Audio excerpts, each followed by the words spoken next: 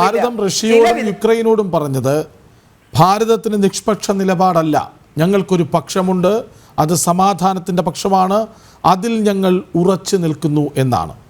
ആ വാക്കുകൾ ഒരു ലോക നേതാവിനെ ചൂണ്ടിക്കാണിക്കുന്നു. ഇവിടെയാണ് ഒരു നേതാവ്, ഒരു സ്റ്റേറ്റ്സ്മനായി വരുന്നത്. ഇവിടെ നമ്മൾ പലപ്പോഴും ഒരു സ്റ്റേറ്റ്സ്മൻ, അതായത് വെറും ഒരു രാഷ്ട്രീയ നേതാവല്ല, മറിച്ച് പരിണതപ്രജ്ഞനായ, തന്ത്രശാലിയായ, എന്നാൽ ഏവരുടെയും ആദരവ് കൈക്കൊള്ളാൻ കഴിയുന്ന ഒരു നേതൃത്വം, അതാണല്ലോ സ്റ്റേറ്റ്സ്മാൻഷിപ്പ്. നമ്മൾ നെഹ്റുവിനെയാണ് പലപ്പോഴും ഒരു സ്റ്റേറ്റ്സ്മാനായി പറഞ്ഞിരുന്നത്. നോക്കൂ, നെഹ്റുവാണ് ആദ്യമായിട്ട് ഭാരതം നിഷ്പക്ഷമല്ല, ചേരിചേര നയത്തിൻ്റെ ഉപജ്ഞാതാവായി അല്ലെങ്കിൽ കോർണർ സ്റ്റോണായി കണ്ടിരുന്ന ഭാരതത്തിൻ്റെ അന്നത്തെ പ്രധാനമന്ത്രി ജവഹർലാൽ നെഹ്റു ഒരിക്കൽ പറഞ്ഞു, അത് വളരെ ഫേമസ്ലി കോട്ടഡാണ്, India is not neutral, India is non aligned, but it does not mean that India is neutral. ഒരു വിഷയം വരുമ്പോൾ ആ വിഷയത്തിൻ്റെ മെറിറ്റ് അനുസരിച്ച്, ദേശീയ താല്പര്യം അനുസരിച്ച് പ്രതികരിക്കാനുള്ള ആർജവം ഭാരതം ആർക്കും വിട്ടുകൊടുത്തിട്ടില്ല. അതായത് നമുക്കൊരു അഭിപ്രായമില്ല, സ്വിറ്റ്സർലൻഡിനെ പോലെ എന്ന് പറഞ്ഞാൽ, കൃത്യമായി പറഞ്ഞാൽ സ്വിറ്റ്സർലൻഡിനെ പോലെ അല്ല ഭാരതം എന്നാണ് അർത്ഥം. സ്വിറ്റ്സർലൻഡിൻ്റെ പ്രത്യേകത എന്താ? അത് 100% നിഷ്പക്ഷ രാജ്യമാണ്. അങ്ങോട്ടുമില്ല ഇങ്ങോട്ടുമില്ല. ലോക രാഷ്ട്രീയത്തിലെ ഒരു കാര്യത്തെക്കുറിച്ചും സ്വിറ്റ്സർലൻഡ് എന്ന് പറയുന്ന യൂറോപ്പിൻ്റെ മധ്യത്തിൽ കിടക്കുന്ന ചെറു രാജ്യം ഒരു കമാന്തരക്ഷം വേണ്ടിയിട്ടില്ല. പക്ഷേ ഭാരതം എക്കാലത്തും നിലപാടുകൾ എടുത്തിട്ടുണ്ട്. ആ നിലപാടിനെ കുറച്ചുകൂടി വ്യക്തത നൽകുകയാണ് ശ്രീ നരേന്ദ്രമോദി. ആ നിലപാട് കുറച്ചുകൂടി കർശനമായിട്ട് പറഞ്ഞു, ഞങ്ങൾക്കൊരു നിലപാടുണ്ട്, നിഷ്പക്ഷതയല്ല.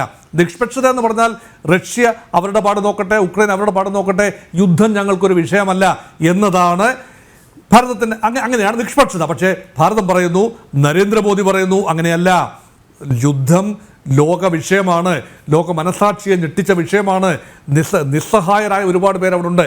അവിടെ ഒറ്റ പരിഹാരമേ ഉള്ളൂ, അത് ചർച്ച എന്ന പരിഹാരമേ ഉള്ളൂ. ഞങ്ങളുടെ പക്ഷം, ഭാരതത്തിൻ്റെ പക്ഷം എന്ന് പറയുന്നത് സമാധാനത്തിൻ്റെ പക്ഷമാണ്. അത് വരണമെങ്കിൽ ചർച്ചയുണ്ടാകണം.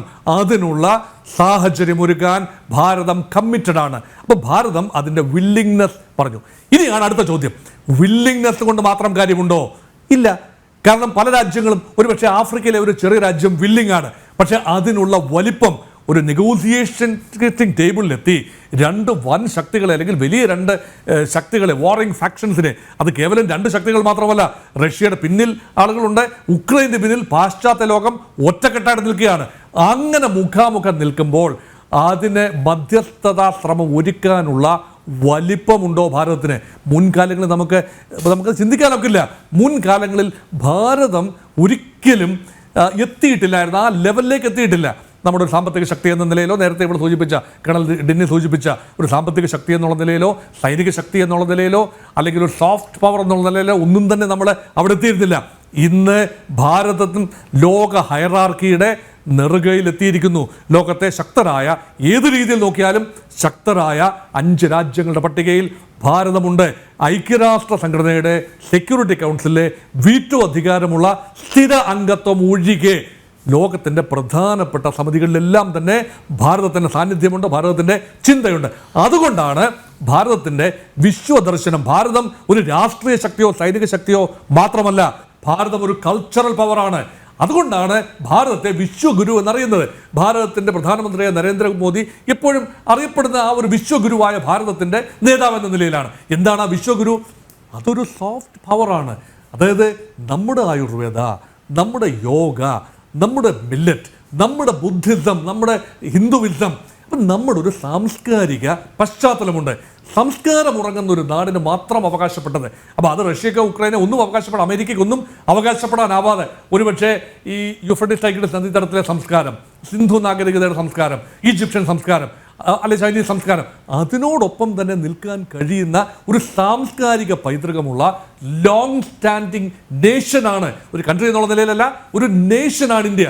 അതുകൊണ്ടാണ് ആ ധാർമ്മിക അടിത്തറയിൽ നിന്നുകൊണ്ടാണ് ഭാരതത്തിൻ്റെ നിഷ്പക്ഷത. ആ നിഷ്പക്ഷതയുടെ പിന്നിൽ ഒരു പക്ഷമുണ്ട് എന്ന് തന്നെയാണ് മോദി പറഞ്ഞത്. വളരെ വ്യത്യസ്തമായ, ഒരുപക്ഷെ ഈ ചർച്ചയിൽ ഒരിക്കലും ഒരു ഘട്ടത്തിലും ഞാൻ ഉയർത്തിക്കാട്ടുമായിരുന്നില്ല ഇങ്ങനെ ഒരു പോയിന്റ്. അതായത് സാംസ്കാരിക ശക്തി, അതിലേക്ക് കൂടി നമുക്ക് വരേണ്ടതുണ്ട്.